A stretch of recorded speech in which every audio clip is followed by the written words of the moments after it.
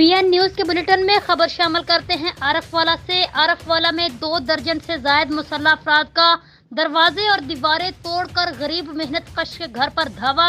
घर में मौजूद अफराद पर वहशियाना तशद्दुद किया गया। मुतासरा फैमिली का IG पंजाब से नोटिस लेने का मुतालिबा। मजीद तफसीलात जानते हैं मुजम्मल अकबर मुस्तफाई की इस रिपोर्ट में।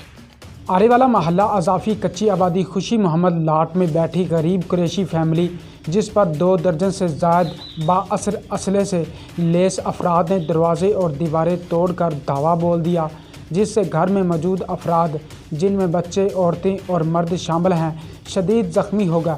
औरतों के कपड़े फाड़कर नीम बरहीना कर दिया। मुतासरा फैमिली का कहना है कि हम बहुत गरीब हैं, हमें ज़बरदस्ती हमारे घर से निकालना चाहते हैं। पुलिस भी मुल्ज़मान से साज़बाज है।